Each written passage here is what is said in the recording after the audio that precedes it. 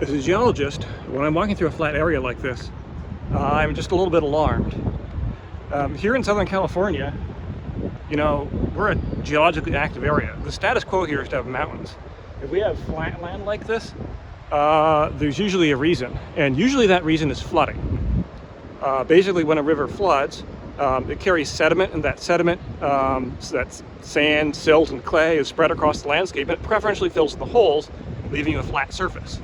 So I've just been walking about 25 miles from the ocean to Whittier along the San Gabriel River. You can see down behind me here, and it's been basically flat like this the whole time. So that tells me that all of basically the LA basin is something that's place that's, you know, at least on geologic timescales, is regularly flooded to level it out and make it flat like that.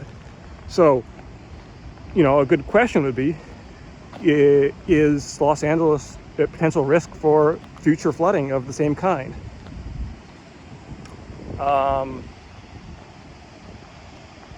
So I'm Nick Van Buren, and this is Escape from LA on Foot.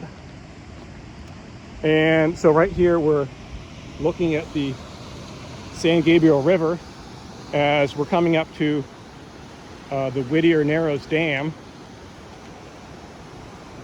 So the question is, here you can see that there are these big gravel earthen banks on both sides of the river to help keep it into a channel so it can't escape and flood the countryside. The horse over there. And there's this big dam here, the Whittier Narrows Dam, built to help stop floodwaters too. So is that good enough? Well, it's a good question. If you look at the width of this channel, it's really quite wide. You can imagine that could carry a lot of water. But it turns out the amount of water there was in a big flood in 1862 was somewhat bigger than that.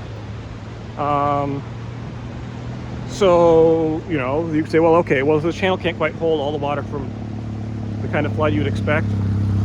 So that's why they build these massive flood control structures like the Whittier Narrows Dam here. But are those going to be able to hold all the water? So this is where we need to get a little bit technical.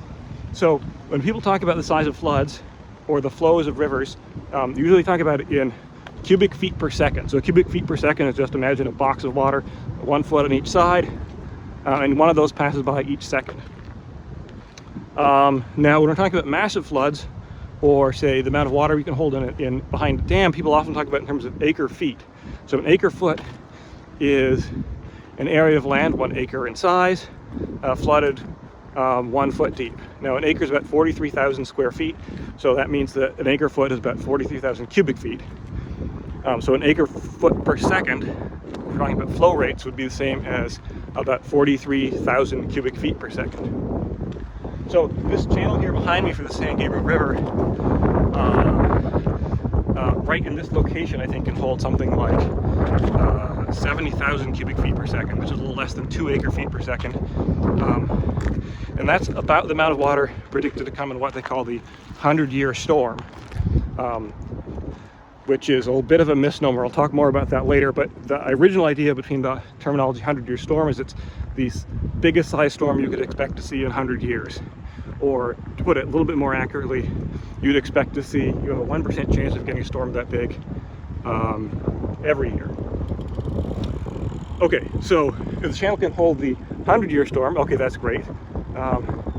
But what if there's a bigger storm? So it turns out the every 500 years or so, the expected 500-year storm would have a flow that would be more like 120,000 cubic feet per second, which is about 3 acre feet per second.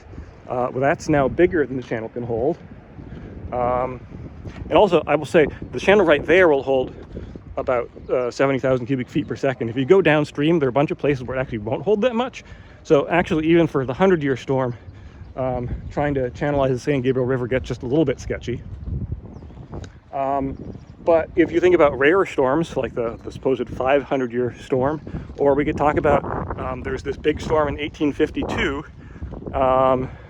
where the San Gabriel River and the Los Angeles River and the Santa Ana River, the 3 big rivers in the LA basin, all flooded so much that it said that you could take a canoe from Venice Beach to Huntington Beach because all of the LA basin basically flooded with a few feet of water all the way across. So if we had a repeat of flood of that would be probably even more than 3 acre-feet per second. I couldn't find a real great estimate for that just in a quick search online, but you know, maybe it'd be 4 or 5 cubic feet per second. That would be, you know, far in excess of what the channel could hold, even in the best patches of it. So then the question is, okay, we have these big dams here.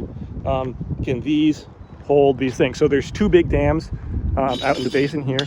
This is the Whittier Narrows Dam. It was built in 1957, or at least it was finished in 1957. If you go a few miles up that way, there's the Santa Fe Dam, which was finished in 1949. So both of those can help store water to help, or, you know, reduce the risk of flooding. The Santa Fe Dam can hold back something like 40,000 acre-feet of water, and this dam can hold back something like 70,000 acre-feet of water. But if you start doing the math with flow rates of, you know, a few acre-feet per second, then all of a sudden, you know, a capacity of, you know, 40 to 70,000 acre-feet is something you can fill up in, you know, a matter of less than a day. When the giant flood of 1852 happened, it rained for multiple days on end.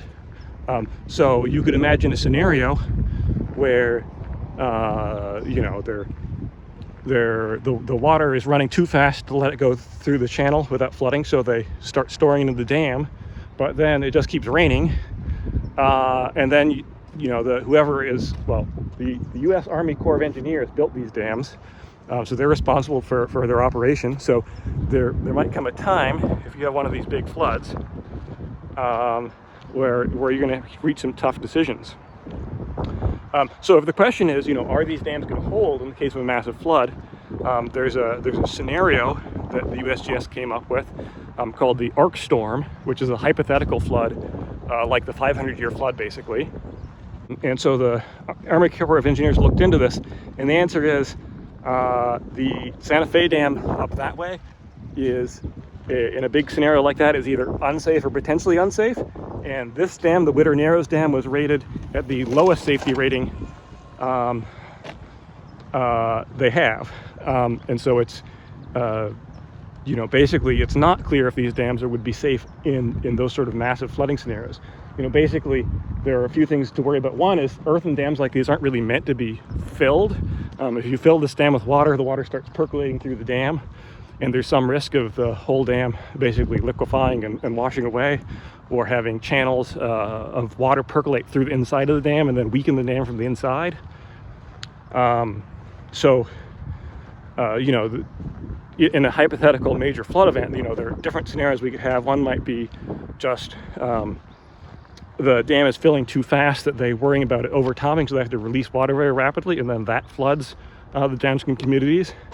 Or the real nightmare scenario is that the dam fills up with water, and then it's filling too quickly to safely release it, and the dam actually overtops and then has a catastrophic failure.